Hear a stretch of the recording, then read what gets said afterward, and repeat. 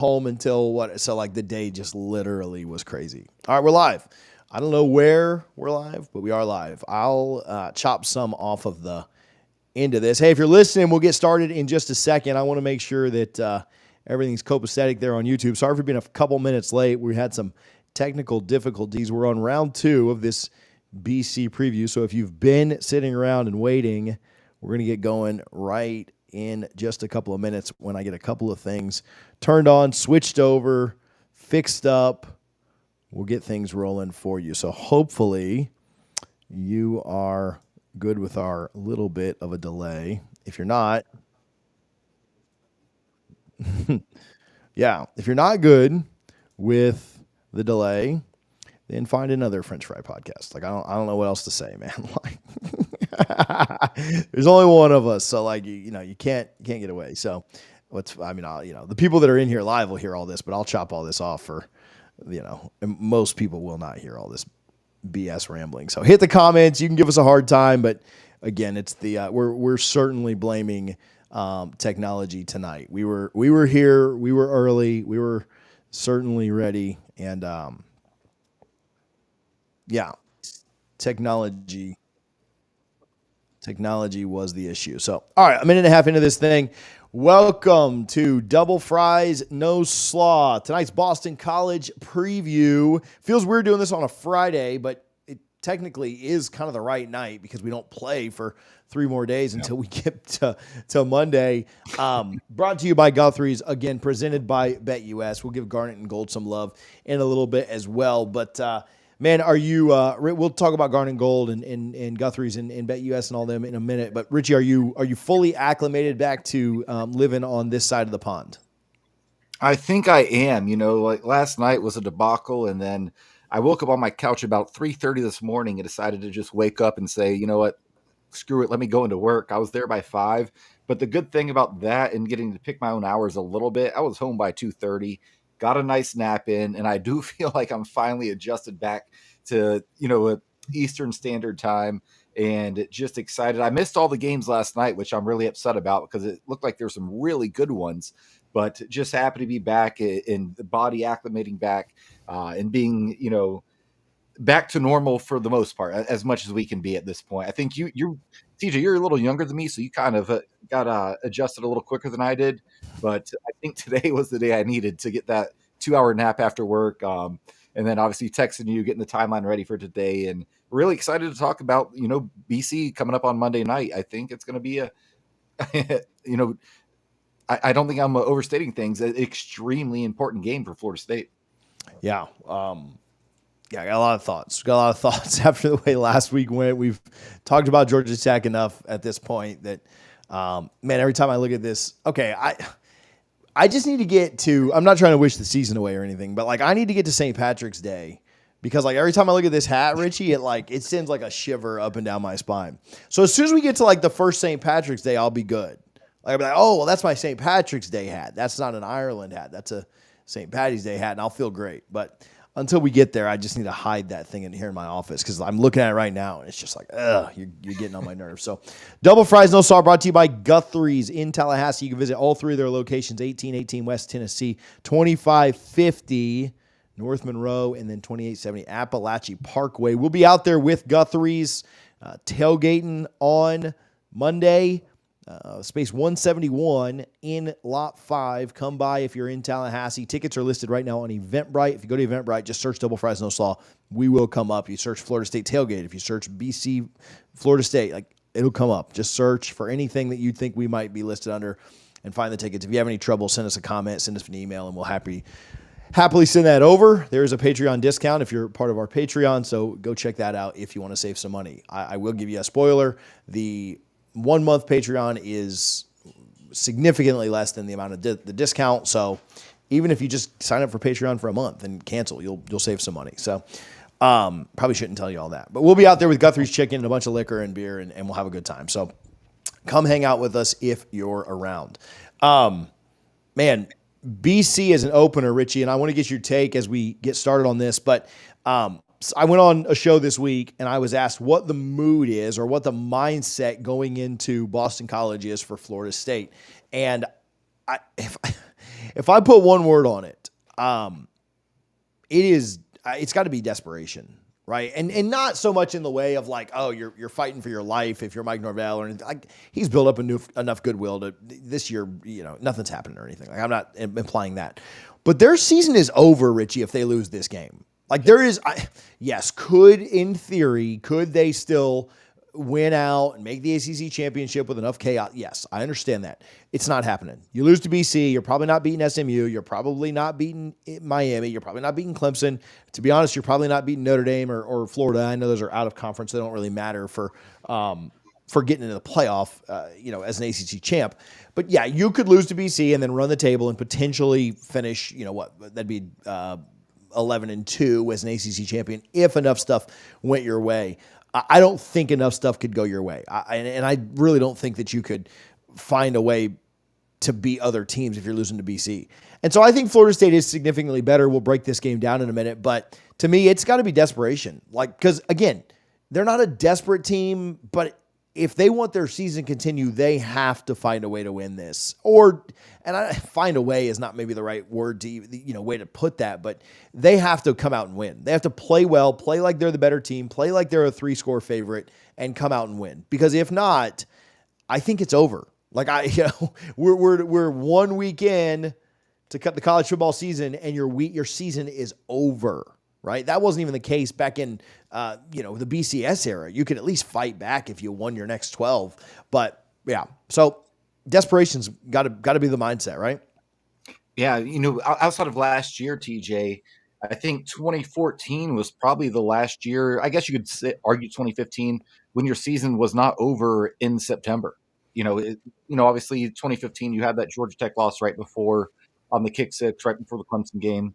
But every year outside of last year, your season's basically been over in September. And luckily with the 12-team playoff, you have a little more grace now, and that's a good thing for us. But there's no way you can start 0-2 with both games being ACC games and you convince me that there's any chance of us making the playoff. This is a must-win game.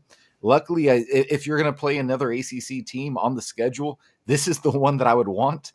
We'll talk about that with the ACC Media Days here shortly, and kind of where Boston College was projected. But this is absolutely a must-win game, and it's not a must-win for Mike Norvell in his tenure at Florida State because he's done enough. He has enough goodwill built up. He's going to be around for a while. There's a reason Alabama wanted to hire him, but at the same time, for the 2024 season, you lose this game, this season is a lost cause. And what worries me the most about potentially losing this game, you think about guys like DJU and other transfers and guys that, it's their last year, like a Jackson and a Farmer and a Peyton. Like, do they start to check out? I don't think they would. I think Mike Norvell has enough command of this team that he's going to keep them. But it's a fair question to ask, to say, hey, do these guys just check out and say, hey, I got the NFL draft coming up. I'm not going to go out and bust my tail and as the saying goes, do these guys start making business decisions? Beat Boston College, get into the bye and, start stacking together some W's. And I think you're right back on track, but you have to win this game. There's no doubt about that. Yeah, not to move too much past this game, but you're right. Like, if you just come out and take care of business the next few weeks, you get Boston College, and then you get the bye that you talked about. Then you get Memphis, who I think is a good team. I think they're a very good group of 5 team. There really would be no excuse to lose to Memphis. You get Cal, right? They've got a really good running back. There would be no excuse to lose to Cal. And then you get SMU, who we'll see more of SMU soon, but in week 0 just didn't look great. Probably looked worse than Florida State did, just played a much worse opponent.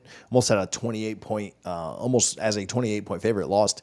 And so I don't want to say that it would be forgotten, but if you get to 4-1 because you beat those 4 teams, and so you're 4-1, Clemson's 3-1 coming into Doak, Clemson might be a favorite then. They might not. They might be 2-2 because they got to play NC State, which NC State didn't look great last night either. I know you didn't see it, but they might not be amazing either.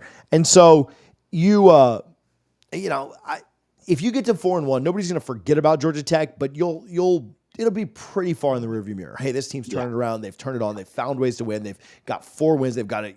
They're almost at the midway point. And honestly, what happens in that Clemson game is really going to probably determine the trajectory of your season from there on out. But yeah, you drop this one, and yeah, I wouldn't so much worry about the wheels coming off.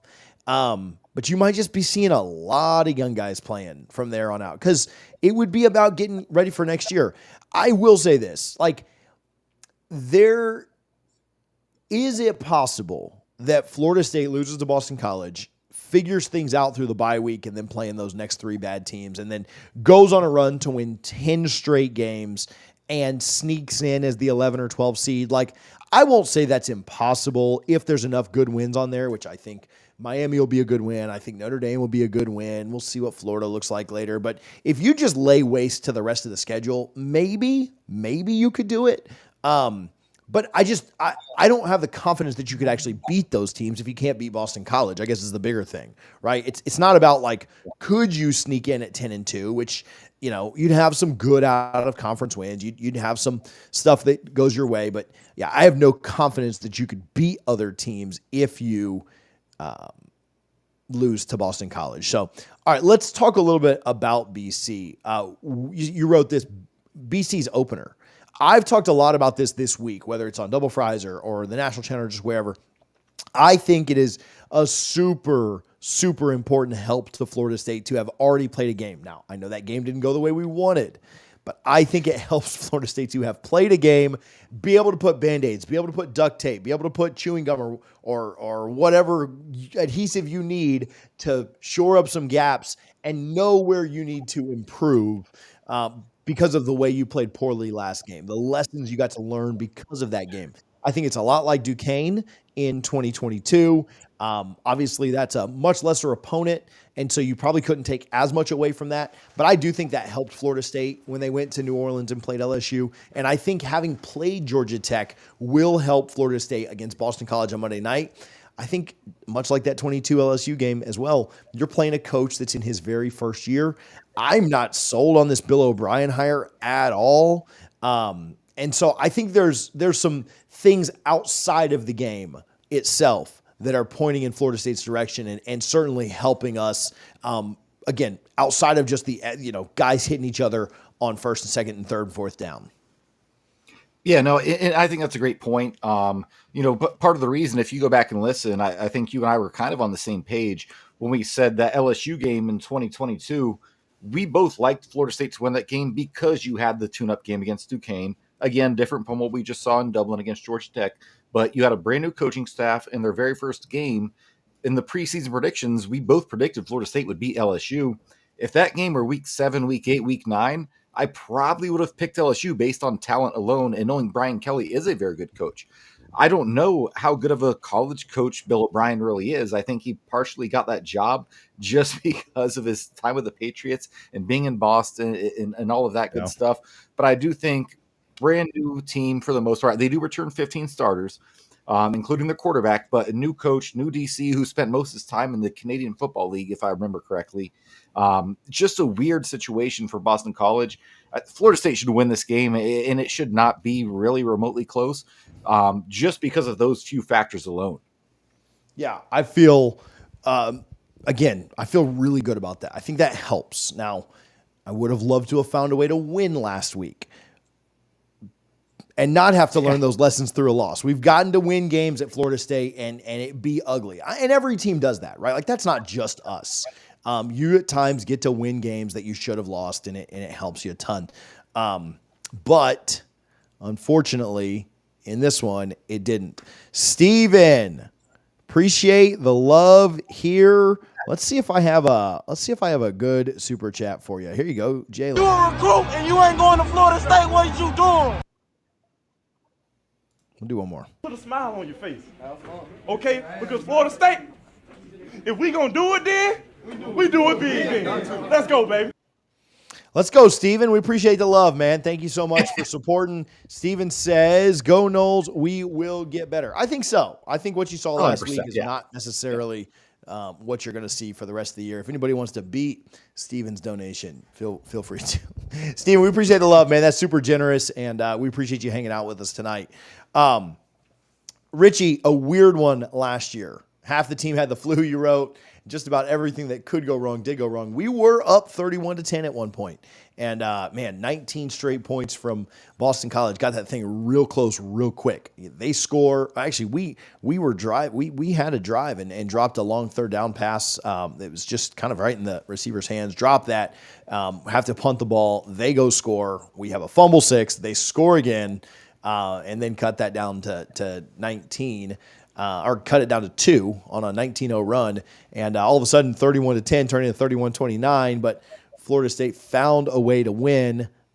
Thankfully, we wouldn't even have been having the conversations at the end of the year about if we were going to get in. If we'd have dropped that, we would have known what was going on. But a weird one last year.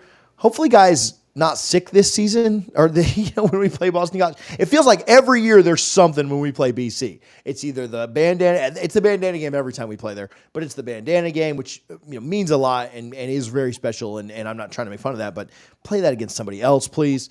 Some teams are sick. Remember the Jalen year and Jameis' second year? It was Jalen scored that fumble 6. We won 14-0. Were you there? I think you were there, right? Were you there for that? Yeah.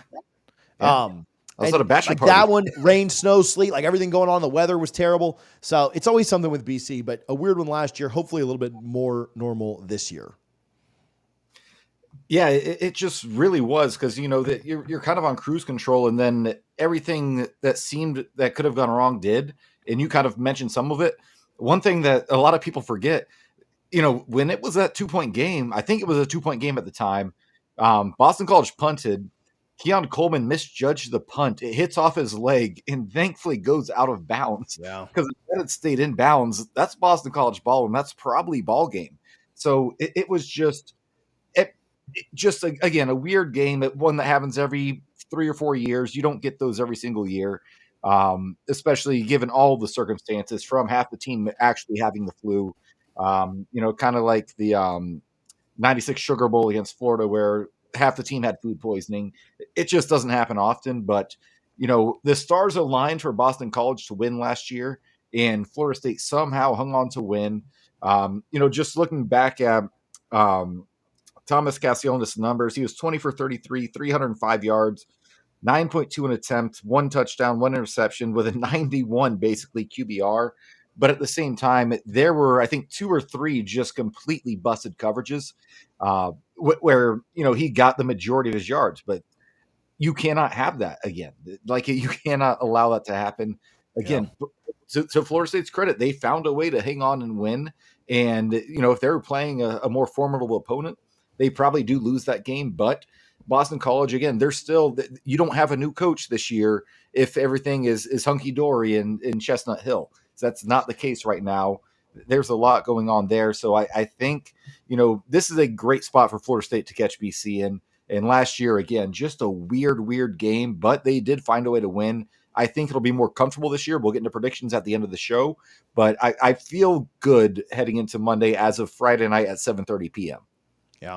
You remember just 2 years ago, Florida State played Boston College and won 44-14. And it was at halftime. It was, what did we have? Something like 30. I think it was 31-0 at halftime. And so, that was the Benson kick return to open the thing up. The place was so sellout, absolutely electric. I know that the attendance is down a little bit this year with the renovations and stuff, but it should just still be pretty phenomenal in there. I know people are let down after Georgia Tech in Dublin, but I think people are going to be pretty excited to see this. And I could see this getting away from Boston College and the Noles winning pretty big again. I don't know if they'll win by 30 like they did with JT and those guys and Benson, but they could have a really nice night. So BC picked 14. Oh, and backing up just a tad, they were up 31-0 at half one year, and then they were up 31-10 at half the next year. Like, you could jump on BC, right? And I know that that what they've done the last couple of years isn't necessarily predicting what's going to happen this year, but you could certainly jump on this team and you can get out to the lead and you can kind of blitz them early. And 2022 shut them down, didn't let them come back. Defense played really well. 23 was a weird second half where a lot of guys just look gassed. And so hopefully you can kind of shut them down this year too. BC picked 14th in the conference ahead of Wake. Man, Wake was a dumpster fire last night. UVA and Stanford at ACC kickoff. Great addition to the ACC. Yeah, hilariously bad. David Hale ranks all, which I gave David Hale a lot of credit about Georgia Tech, where he was ranking Georgia Tech, and that certainly came back to bite me. So maybe I shouldn't be telling you all this, but he's got BC ranked really low in a lot of places. Quarterback very mid. You talked about what Castellanos was able to do last year. Last year he had, you have this in the stats coming up, so I won't say it. But yeah, they're not a great team. Okay, running backs. They've got a really good left tackle. They've got a tackle that rates only behind Darius Washington in the ACC. But I don't think they have enough on the offensive line. TJ for Monday night. Say what? I think he's out Monday night. I think they're no way. Is he? Both out. Yeah, I'm pretty sure. We'll fact check that. But I'm pretty sure their top 2 left tackles are both out for Monday night. Hold on. I just saw Clay tweet about it. Clay, shout out my guy Clay Fink, who we hung out with in Dublin a little bit. That'd be weird if he just tweeted about it, unless they just went out. Hold on, I'm gonna look this up. Boston Ozzie Trapio. No, another big test for Pat Pay. I don't think he's out. Let me Google his name real quick and see if he's out. No, he's in. They've got some other guys out, but I think he's in. They have several guys out for a season opener, which is, unfortunate. You never want to see that. One of their top defensive backs is out. But yeah, this guy's in. Unfortunately for us. I'm not wishing injuries, but no, if he would have happened to have missed the game, I wouldn't have been upset. So they've got some solid pieces, but not enough to me to really keep this competitive. If Florida State can limit Castellanos, he's a special athlete who can do some really special things, but you've just got to limit him. You've got to take him away. Remember when we played John Morant in the postseason, and you're like, well, 8 guys on him, and if anybody else beats us, no big deal. I almost think that's what you got to do. You got to take Castellanos away. They don't have enough outside of him to beat you. And so that's what I think the game plan has to be. I like that they've shortened up some of the rotations on offensive line. I like that they've shortened up the depth chart at safety and linebacker and made some changes. And I'm hoping that we spy a little bit. I'm hoping that we don't just bull rush the edges. I'm hoping that we play a little bit of contain, because I think they're going to try to use his legs pretty extensively. You have this stat in here, which is a great stat. He had 3 touchdowns against Florida State, but on the season, he had 15 passing touchdowns and 14 interceptions. That means in 11 games, he had 14 interceptions because he didn't throw a pick against FSU. When he was bad, he was really bad and threw over an interception a game. Getting up to, there was actually another game he didn't have an interception, so he's getting up to like almost 1.25 a game, which is not good at all. And so I think if you can, and now again, he's due for some, I would think, right? He didn't throw any last year. Like, it's time to give us a couple of this year. But he is, to me, if you look at his stat line after the game, and he hasn't gone off, Florida State has won, and probably won comfortably. Yeah. So it all runs through him. People, it's almost like what people used to say about Florida State's Jordan Travis. It's just all about Jordan, which wasn't really the case. Like Trey Benson and some of those guys were just doing ridiculous things too. But that truly is the case here. Like, it is the Thomas Castellanos show, and if Florida State can limit him, they'll be fine.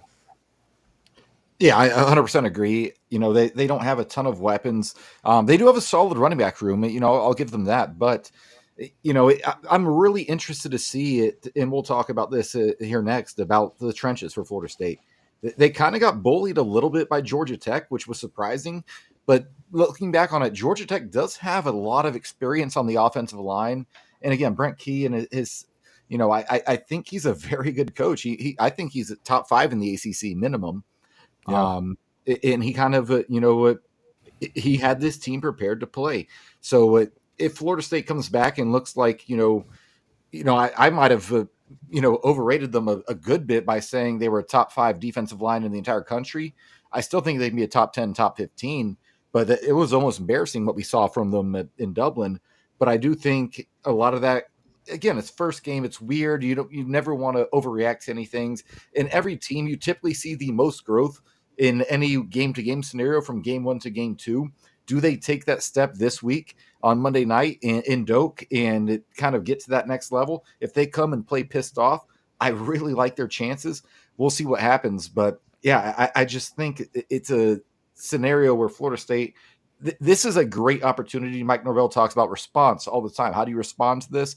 This is a great opportunity to respond to see what happens. My guy Steven coming back with more heat. We'll answer this in a second, but let's play him another sound. Fire up the war chant and plant.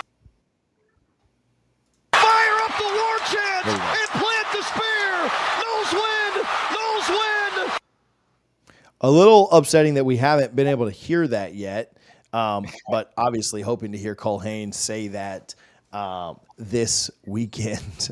My apologies, this has already been mentioned, but the footage of Destin Hill practicing in a regular jersey, yeah, I think that's just kind of he's able to do straight line stuff. You can run pretty straight lines. Destin will not be back this year. I mean, maybe if you made the championship game and it was late February, or early February, late January, early February, like no, it's late January, not even early February. Maybe if you made the national championship game, but even then feels fast. You really want like at least 9 months, and that would be pushing it there. So if he hasn't played all season, and if Florida State's good enough to get to the championship game, I don't know that they're relying on Destin Hill. But yeah, I don't know if Florida State's prospects of making the championship game in college football are super high this year. But to me, that's the only way he would play is if you went really deep into the playoffs. But I think he's out. He wouldn't be in shape. He wouldn't be ready. Like if you've made the championship game, some guys have stepped up, and you're a pretty good team. Like that's the only way I could see him playing. He ain't playing in a regular season game. There's no chance. So straight line speed, way different than being able to cut on those needs. I was. Even just walking, like I had knee surgery my senior year in high school, and I was able to my senior night of basketball play, but I just played like half a quarter.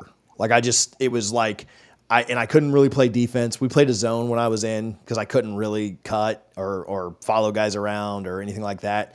And I was kind of told like you're not really cleared, but you can run up and down the court and. I hit my first three, and then I was like, "All right, I'm out." I was so winded. I don't think there's any real chance an elite athlete specimen. So Yeah. if TJ takes that long, Destin Hill's going to take much longer. Well, I was bringing in high school, Richie. Me and Destin were kind of the same, kind of cut from the same cloth, I think. But no, not at all. Yeah, my 1A little private high school. So, do you think that Florida State will open it up a little bit more? I think, as much as I love Mike, this is not me jumping on Mike or anything like that, but as much as I love Mike, I thought he was a little timid in the play calling. I thought he wanted to keep DJ comfortable. I thought he could run the ball to a win. And by doing that, you let Georgia Tech bring 7-8 in the box all the time. And even when you were throwing it, you're only throwing it a yard or two down the field or behind the line of scrimmage. Guys were able to get to it and recover. And so getting guys up in the box never hurt Georgia Tech ever. And so do you think Mike opened? I think. Well, I mean, I'll give you my answer. He better open it up some this week because I think the blueprint's out on how to beat Florida State. You put 8 in the box and you make DJ throw. And if DJ doesn't throw, it's gonna be tough to win a lot of games. So I'm hoping Mike will open it up some. I think he will. I don't know if you have thoughts there, Richie. I think it was a learning experience. I think if you remember Jimbo against NC State in 2012, Florida State opened up a 2-score lead, and Jimbo just kind of said, "Okay, we're good. Let's just get out of here with a win." I feel like that was kind of Mike's mentality based on the way he called the game in Dublin last week, where he kind of had the opening drive, got the touchdown, went for 2, phenomenal play call on that 2-point conversion.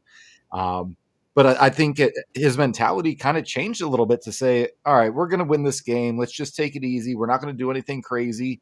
And that was the wrong mentality to take. And again, coaches have these learning moments.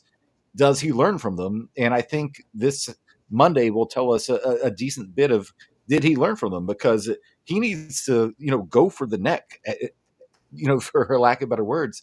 I think this is a great opportunity for Mike Norvell to say, hey, guess what, guys? I messed up. I didn't call the best game. I got way too conservative, and we're not doing that anymore. We're going to play Florida State football back the way that, you're used to seeing with me in going back to his Memphis and even Arizona State days.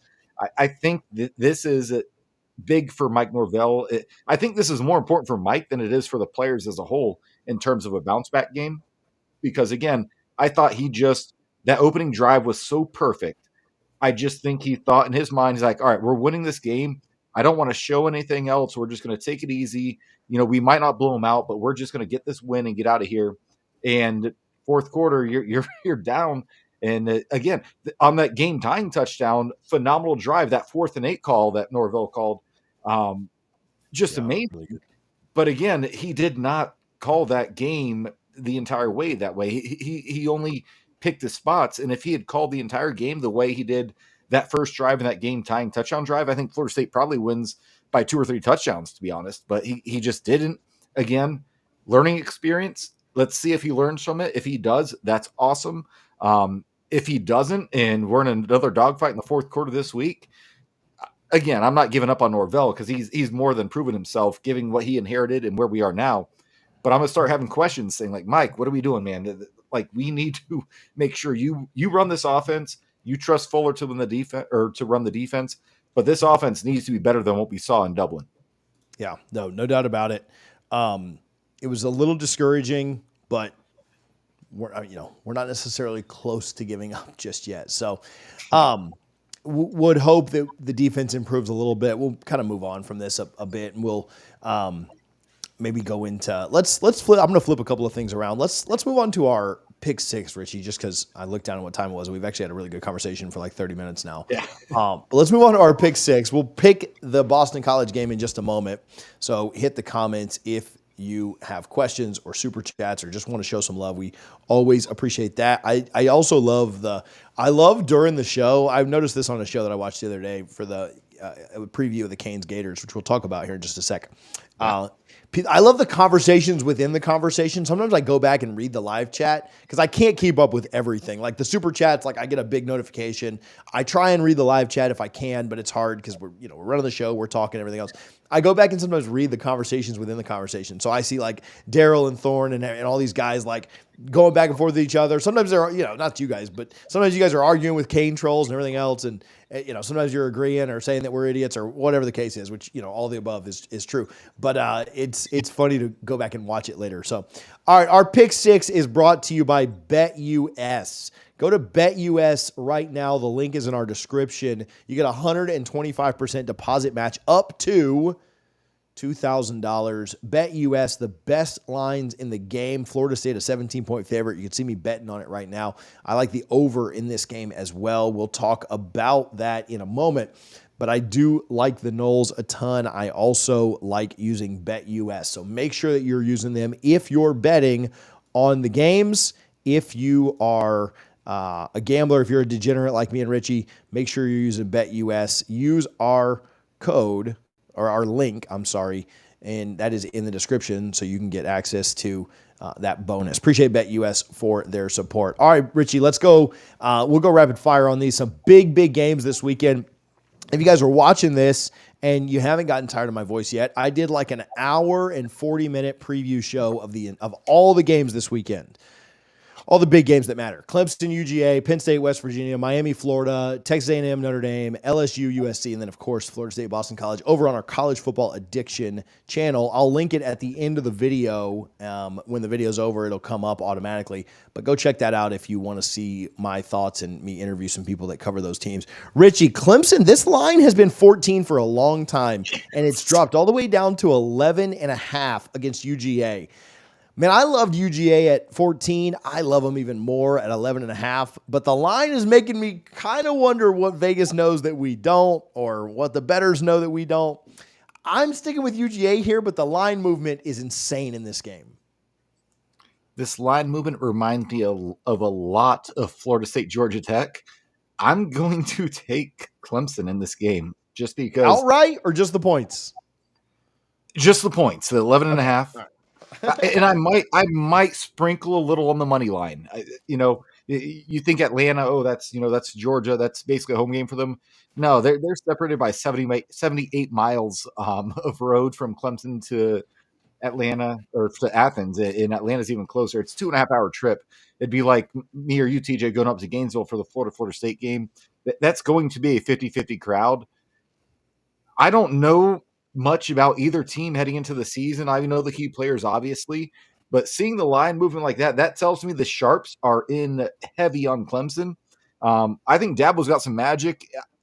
I will bet Clemson on the spread, but I will also put maybe like $20 on the money line just because I would not be surprised. I'm going to stick with UGA, but I'll tell you that line movement scares the crap out of me. Yeah. Penn State, a 7.5-point favorite at West Virginia. Kind of 2 scores, kind of 1 score, because I guess you could have an 8-point win and that'd be 1 score, but that's always a weird thing to say. But essentially a touchdown favorite at West Virginia. Who you like in this one? Give me West Virginia. Pat McAfee was there, did a show today. It was electric. Those hillbillies in West Virginia are just nuts. I think there will be a very real home field advantage. It's not the backyard brawl just quite, which is normally Pitt versus West Virginia, but those fan bases are very close to each other.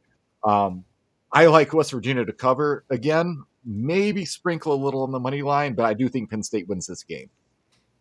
So I'm going West Virginia with the points, and I'm taking them to win. I think they win this game. Now, I'll tell you, my confidence level is not like 110%. Yeah. Penn State's a really good team, and that is a really good front and really good running backs. But I'm going to take West Virginia to win the game. So let's ride. South Dakota State. We saw North Dakota State last night get close-ish to Colorado.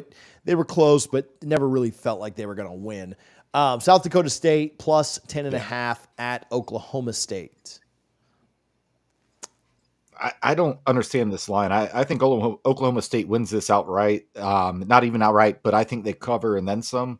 I'd take them up to 13.5, maybe even more. So I'm going to roll with Oklahoma State. This line, again, week 0, week 1, it's so tricky in college football because it's like nobody really knows. But just on the surface, I'm going Oklahoma State here. I'm going to go the other way. I'm going to go South Dakota State. I'm going to say that the way that North Dakota State, I'm almost just betting this side. First of all, I haven't watched a game from either of these teams in a long time. Second of all, I'm some expert on this one. This was not a game we broke down on College Football Addiction today. Second of all, I'm just taking South Dakota State because of what North Dakota State did last night covering the spread. And I don't think Oklahoma State's that good. Like, they got boat raced by UCF last year. So yeah. I think Oklahoma State's a little bit overrated. That's a little name power. Hey, 10 years ago to the day that Jameis had the hurdle at Oklahoma at Jerry's World against Oklahoma State. Did you go to that? We didn't know each other then. I was there. Were you at the game? Yeah. I was front row in the end zone for that game. It was amazing. Oh man, I was sitting up next right where Nate Andrews had the pick six. I was literally right in the front row where Nate Andrews that's epic. Six. That's epic. Yeah. We were on like the 50, but we were way, way high up. Those, the tickets the boosters give us, man. So, but I'll take South Dakota State here. All right, I'm going to save the Miami game because we'll go into a little bit more on that. Notre Dame +3 at A&M. Give me the Irish to win the game. I don't know if that's still the Guinness flowing through me or not, but I think it's a little bit disrespectful that Notre Dame is a dog here. I think A&M's going to take some time to get things turned around a little bit, and I think Notre Dame wins this. I know they think Kyle Field's kind of like the Swamp or Tiger Stadium, but it's not. So Notre Dame +3. Give me the money line. I'll take the little extra juice of Notre Dame winning. 100%. I'd take Notre Dame money line. I think Marcus Freeman is a phenomenal coach. I think he's one of the top 15, potentially top 10 coaches in the country. He's done a great job at acquiring talent in South Bend. I don't understand this line. Like, I get the game is at Texas A&M, and I get they're going to have over 100,000 plus people there. But that's not a daunting environment. Like, you can have a 70,000. Oh boy, you better hope they don't find this. My comments will be. You can have a 70,000 seat venue. That's a much more daunting. I'd rather play at Texas A&M than I would have to play at Virginia Tech, which is like 65,000. Raleigh. Or Raleigh, Texas A&M than Raleigh. Yeah, with the. I go to Texas A&M 10 times out of 10 before I went to the Swamp. I mean, that's not even a question. Yeah, 100%. So remember when they ranked Texas A&M like number 1 overall, toughest places to play, and then and they adjusted that real quick down to like 15 or something. So, I love Marcus Freeman. I think you can never say a coach is going to win a national title because only 3 coaches coaching this year have won a national title: Kirby, Dabo, and Matt Brown. So that's a high expectation. But I do think Marcus Freeman is a guy. I don't know if he'll do it at Notre Dame. I think he might have to go somewhere in the SEC or the Big Ten. Notre Dame, just their admissions are so difficult, but I really do. I'm a huge believer in Marcus Freeman. I think he's a great coach. So we'll see what happens there. But yeah, I'm taking Notre Dame, and I will bet them on the money line. I'm not even going to bother on the spread. Yeah. Fresno State against Fraud State. That's Michigan, the cheaters, fighting Connor Stallions. Fresno State plus 21. I think Michigan covers here. I think Michigan's going to have to make statements any and every week that they can. 21's a ton of points. I don't know why you put this on here and made it so tough on us, but I think they cover.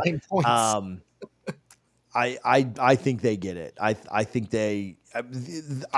Their three toughest games are Texas, Oregon, and Ohio State. I think they lose all three of them. Maybe they could beat Texas, but that's next week, honestly. So that'll be the game of the week next week. But I think they know that they got to make statements if they want a chance to get in at 9-3, maybe 10-2 if they can steal a win somewhere.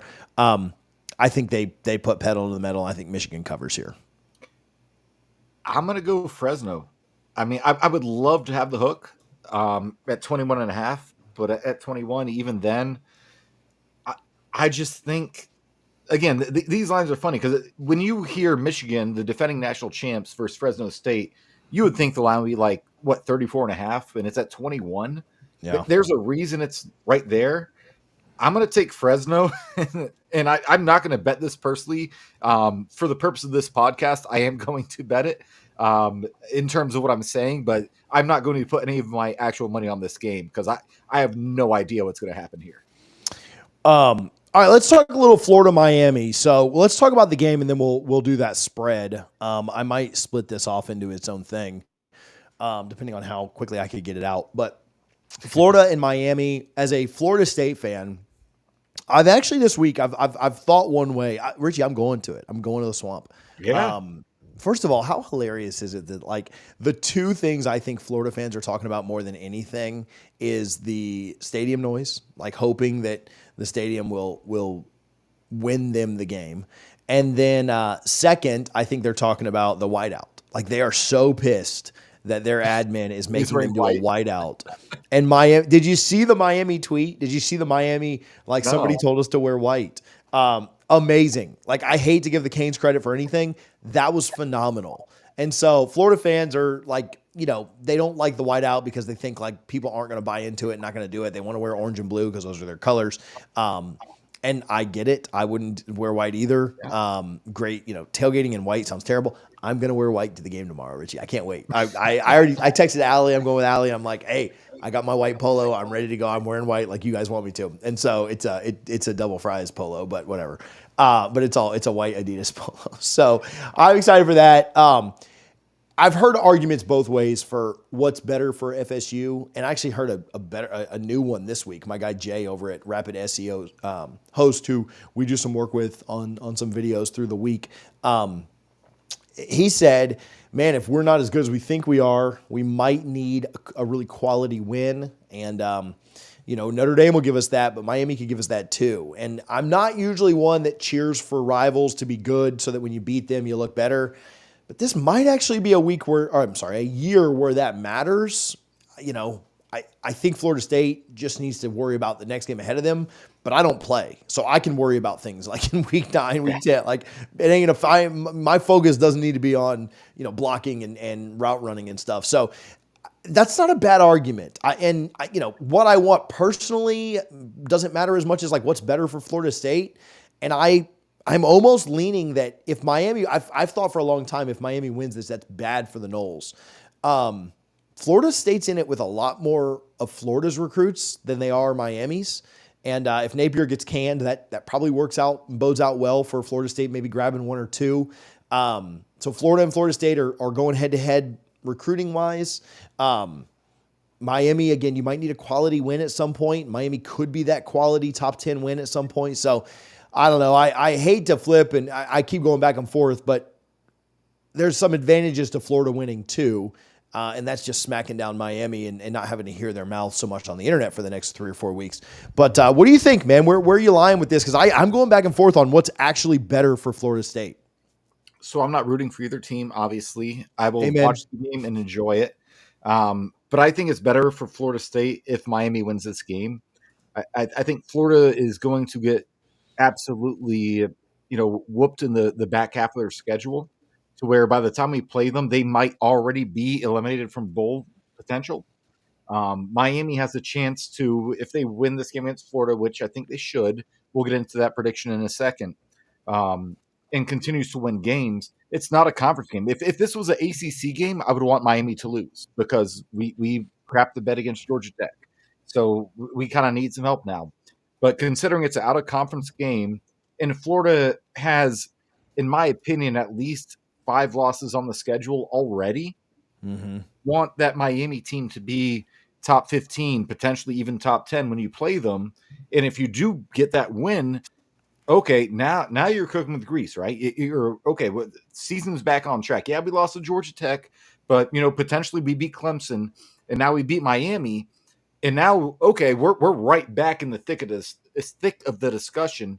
I think the best thing for Florida State, which is all I care about, is Miami beating Florida, because I don't think Florida by week 10, 11, 12, they're going to be beyond an afterthought at that point. Billy Napier may not even be the head coach at that point. Yeah. Okay. So here I'm gonna test you or get your thoughts on this. I agree with that in a micro sense, like just for this season. In a macro sense, zooming out 30,000 feet, right? I kind of think about what this game would mean for both programs, what this season could mean for both programs, and I won't lie. If Miami wins this, I think their only games that they could really lose on their schedule are this one, Virginia Tech, Louisville, and Florida State, maybe Georgia Tech, maybe. So like 5. They've got 5 they could win. Well, let's say they go 500 there. Well, they're either going to go 10-2 or 9-3, right? It would shock me if Miami was to lose any game that's not one of those. I don't see them losing to Duke. They're not losing to FAMU. They're not losing to USF. Like the only games they could lose are Florida, Florida State, Georgia Tech, Virginia Tech, and Louisville. And I'm not really even sold on Louisville. They nearly beat Louisville last year, and I think they're going to beat them this year too. So all that said, part of me thinks that big picture, it would be good for Miami to lose this and then maybe lose one more soon so that the wheels kind of come off, because Mario's already recruiting at a top 5 level when they're like terrible. Like they were 7-6 this year and he brought in a top 5 class. I mean, just let's be honest, as much as we troll and make fun of him for bad coaching and clock management and personnel decisions and this, that, and the other, I would not necessarily want to see what his recruiting class looks like if they start to put together 8, 9, 10 win seasons. And so in a very micro sense, I think we're, and so it's kind of a win-win either way. It's kind of a lose-lose either way. Like somebody's going to have to get this win. But I could see a situation where you could say like, man, Miami could put together a 10-win season this year. We don't really want Mario to be recruiting with a 10-win season. He's recruiting really well with a 7-win season and a 5-win season. And so I'm not asking if that necessarily changes your mind, but do you have thoughts on that either way? No, I think that's definitely, it's notable because I do think Mario could probably survive a 7-5 season or a 6-6 season this year. I don't think Billy Napier can survive that same record. Yeah. I think the Florida fan base has more high aspirations, high expectations. Miami, they're just okay. They've been so not bad, but they've not been in the national conversation outside of 2017 when they beat Notre Dame back at Hard Rock and then went on to lose their final 3 games of the season. Outside of that year, they've not been in the national conversation. Florida has been. Florida has real aspirations. Miami doesn't. Their fans, they're kind of happy with the idea of hype and just what they could be. They don't really care about the results on the field based on what we've seen in the last 22 years since they won their last national title. So I do think Mario is going to be safe. And if you start letting him stack more and more top 5, don't let him make it a top 3 class and beyond. That could be problematic. Napier's, he's not going to be there in 3 years. I think we all know that. Doesn't matter what happens. But I do think for strictly the 2024 season, I think a Florida win's best for Florida State. So I go back and forth on it. I also just think so on a personal level, I'm going to be there tomorrow. Do I want to see now, as much as I would love to see like 90,000 upset people walking out of the stadium and me with a big smile on my face from ear to ear. Because my team didn't lose. I already got the tweet ready to go for whoever. I got 2 tweets in my draft. So just, I'm not going to say it on here because I know one of you guys will steal them. It's a professional right there. Yeah. I've got my tweets drafted and locked and loaded because y'all been trolling me all week. So just get ready for it. But part of me as well, like I would never cheer for Florida. Like I will not clap once. I will not root once. I might clap after the national anthem. But part of you likes to feel the excitement of a thrilling win at the last second and hear that roar of the crowd. Like not enough to cheer for the Gators like that. Don't get me wrong there, but there's something to be said. Like when I went to see Clemson Notre Dame, I kind of wanted Clemson to win that because I wanted the Clemson crowd to be in it for as much as they could because it was a phenomenal crowd. When I went to LSU Bama, same thing. I wanted LSU to win just because it was that crowd and I wanted to hear 95,000 people or 90, whatever the number is, just lit and out of their minds. And so again, I'm not going to cheer for Florida so that I can experience that, but kind of personally that's cool to experience. I mean, I was in the swamp and they should have lost this, but I was in the swamp for the heave to cleave when they were losing to Miami and they just threw the ball up at the last minute and it comes down, he catches the ball, walks it off for that win. And as much as that annoyed me, because I was cheering for Tennessee that day, like I was all checkerboarded, man. I was go Vols. I was that ugly orange, that real ugly orange that they wear. It was kind of cool to see that heave to cleave. Now, obviously, it pissed me off because it meant UF won, and I had been cheering for Tennessee the whole time. But it was cool to. I mean, it's hard to not be excited when there's 80,000 excited. When your team's not playing. So I don't know. Personally, I could go either way. Who do you think wins the game? I think Florida wins. Oh man, I mean, okay. So I think Miami wins, but I want to hear your reasoning behind it. Then I'll tell you mine, and then we'll wrap up and talk BC and get out of here. So I'd feel a lot better if it was a night game, a 7:38 p.m. kickoff at the Swamp. Graham Mertz, I talking about trolling TJ. I got all my trolls off on Graham Mertz when the Gators brought him in. He surprised the hell out of me. He was really, I'm not going to say really good, but he was much better than I expected him to be. I do think Miami has a better roster, but I just think, Cam Ward's first game in Miami's system, it's going to look a lot different. I just think Florida, everything sets up in their favor. So they have a less talented roster, but not by a ton. Like Florida's roster, as much as we like to have fun, they're still talented. Sure. Miami is more talented, but I think Florida has more camaraderie. And with Billy Napier, we like to joke about him. He's not a great coach. He's still a better game day coach than Mario Cristobal. And if this comes down to a fourth quarter game, last possession, somehow I'm going to trust Billy Napier more than Mario Cristobal, despite having the less talented roster. I will probably not bet a lot, but I will bet money on Florida on the money line. And I think Miami goes home upset with a loss. Again, back and forth here. To me, the game comes down to it's not Mertz, it's not Ward, it's not the coaches, it's not special teams, it's not kneeling down. It comes down to Florida's offensive line against Miami's defensive line. And I said this in a lot more words over on the College Football Addiction preview. So if you're getting to hear me say this, go over there and watch that long thing that you shouldn't, waste your time on, but I'm asking you to. And I think that because of that, because of the fact that it's going to be Florida's O-line, Miami's defensive line, I don't see how Florida protects Graham Mertz enough. I don't see how Miami's defensive line doesn't make the night just an absolute living you-know-what. And for that reason, I think Miami wins this. Now, I think it's close. I think it's incredibly close. I could certainly see a situation where Florida wins it, but I like Miami to cover, maybe win going away, just because I don't trust their offensive line against that front from the Canes. So I hope I'm wrong. But I really want both teams to lose. So we don't always agree on everything, guys. Like we disagree a good bit. Let me show you guys this. Is a 30-second clip. I'm going to give some love to Garnet and Gold. Use our code NOSLAW, NOSLAW. Watch this quick clip from Garnet and Gold, and then we will pick the BC game, give our predictions, and we'll get off of here. Here is the clip. This is G. Deckerhoff. In 1979, my friend Guy Moore opened his first store.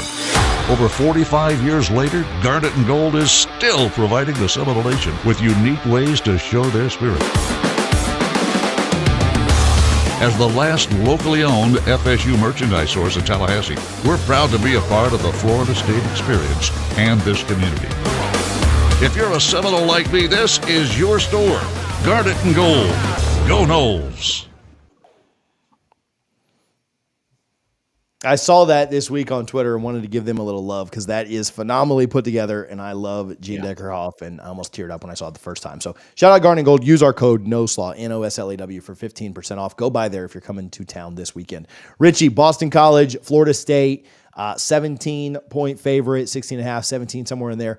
What's your score? I think Harlan had like 31-24 Boston College, so he's being a hater. But I think he's trying to do the reverse jinx thing. So what you got, Richie? Yeah, I like Florida State this week. I really think they'll win. But again, last week, even before the game, I gave pause, and I even changed my prediction when we did the live show in Dublin to 24-21 Florida State, and Florida State obviously loses by essentially that score. I'm taking Florida State again. I'm taking Florida State again. I will probably bet on Boston College to cover. I think something like 31-23. So I'll probably be taking it. I don't know if that's the under or the over. I'll have to double check on that. But I think Florida State wins, and it might be a backdoor, not backdoor cover. Yeah, I guess it would be a backdoor cover by Boston College. But I think Florida State wins the game fairly comfortably. But I don't think we cover I think 16.5 is way too much. I just based on what I saw last week, and maybe it's still some PTSD from last year, that game when Castellanos and, we're all on the edge of our couch at the last 4 or 5 minutes of that game. So yeah, I'll say 31-23 Florida State.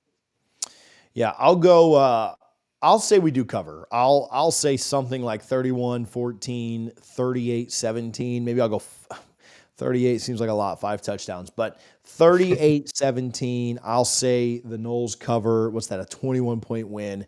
And I think that's the over. I think the over-under is something like 55. So, again, go check out BetUS.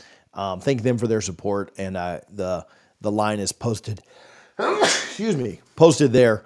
Boy, I couldn't wait 30 seconds to do that. The line is posted over there on BetUS. Appreciate them for their support. Richie, any shout-outs before we get out of here?